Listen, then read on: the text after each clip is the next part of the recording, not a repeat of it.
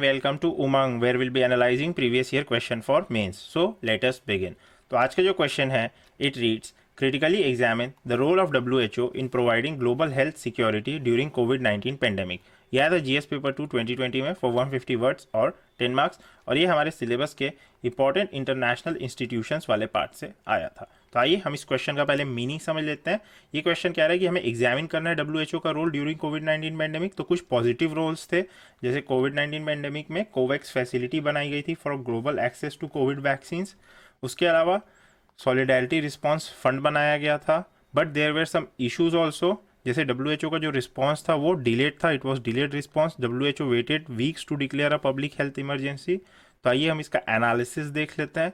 सबसे पहले हम बताएंगे कुछ पॉजिटिव रोल्स या पॉजिटिव रिस्पॉन्सेज, जैसे ACT एक्सेलरेटर बनाया गया था for डेमोक्रेटाइजिंग essential devices and other mechanisms.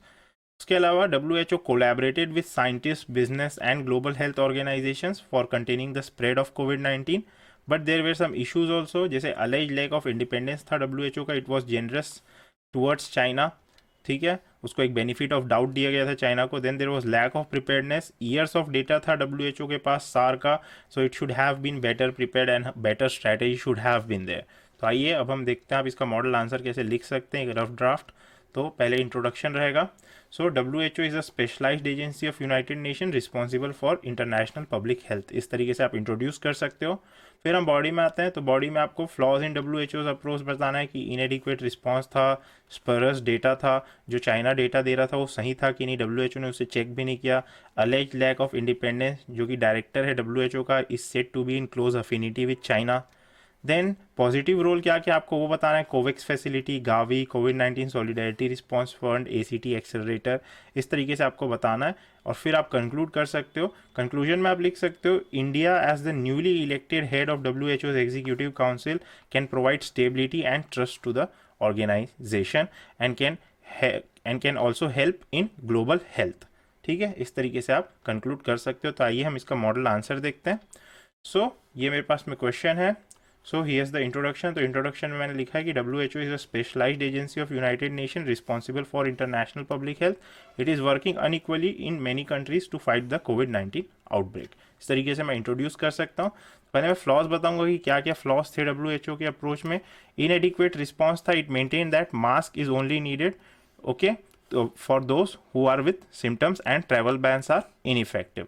उसके अलावा डिलेड रिस्पॉन्स था, मार्च 11 पे पेंडेमिक डिक्लेयर किया गया था bye WHO of covid.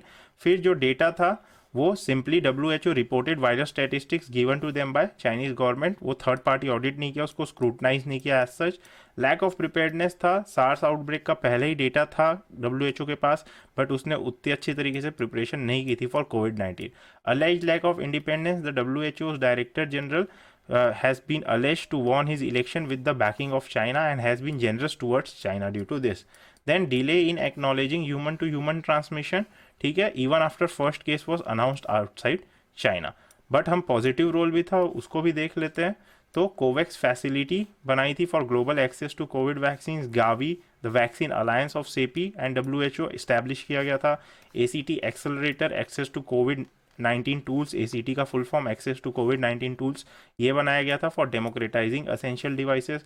Covid technology access pool बनाया गया था, ठीक है, जिससे जो है vaccine generation and other tech related to PPE, ventilators and biotechs को शेयर किया जा सके। एंड वी हैव देन कोविड-19 सॉलिडारिटी रिस्पॉन्स फंड, और आखिरी में it collaborated with scientist, business and global health organisation from around the world to tackle the pandemic. फिर आप कंक्लूड कर सकते हो कि India as the newly elected head of WHO's executive council can help in providing stability and trust to the working of organisation.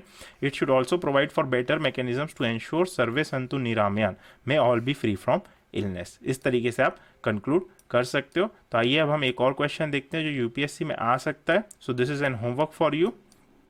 सो ये question read करता है, the inaction in Syria and Yemen has yet again proven that UNSC reforms are long overdue. While discussing the reforms, examine what greater role can India play at UNSC. आपको ये discuss करना है, बताना है कि Syria और Yemen में inaction हुआ, उसके कारण UNSC जो है वो काफ़ी ज़्यादा यूजलेस हो गया है। फिर आपको बताना है कि ये लॉन्ग ओवरड्यू क्यों है, क्योंकि जो ग्लोबल जो शिफ्ट ऑफ पावर हो गया, इकोनॉमिक मिलिट्री पावर शिफ्ट हुआ है, कुछ मेंबर्स हैं जैसे ब्राज़ील और इंडिया जापान, ठीक है, इनको ज़्यादा से ज़्यादा और रोल मतलब मिलना चाहिए, ग्लोबल सेइंग मिलनी चाहिए, ठीक है। वाइल डिस्कसिंग द रिफॉर्म्स क्या हो सकते हैं कि आप वीटो पावर को हटा सकते हो, परमानेंट मेंबर्स को बढ़ा सकते हो, अफ्रीका से जो मेंबर्स हैं उनको लाइए, अफ्रीका नीड्स मोर रिप्रेजेंटेशन, इस तरीके से। Examine what greater role can India play at UNSC, तो इंडिया क्या कर सकता है, India can help in tackling terrorism, उसको टैकल करने में, एक्सट्रीमिज्म और टेररिज्म जो बढ़ रहा है उसको टैकल करने में मदद कर सकता है।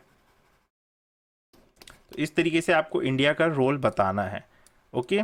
तो इस क्वेश्चन में आपको एक ही चीज़ का ध्यान रखना था, जो WHO वाला क्वेश्चन था उसमें आपको पहले फ्लॉस बताने रहेंगे फिर पॉजिटिव्स बताने रहेंगे, क्योंकि पहले आप फ्लॉस बताते हो फिर पॉजिटिव बताते हो तो वो ज़्यादा निखर के आता है, rather than first telling the positive and then the flaws. So this is the answer for our Hindi medium students जो हिंदी में एग्ज़ाम दे रहे हैं उनके लिए है। So I wish you all the best for your exam and a very thank you for this lecture.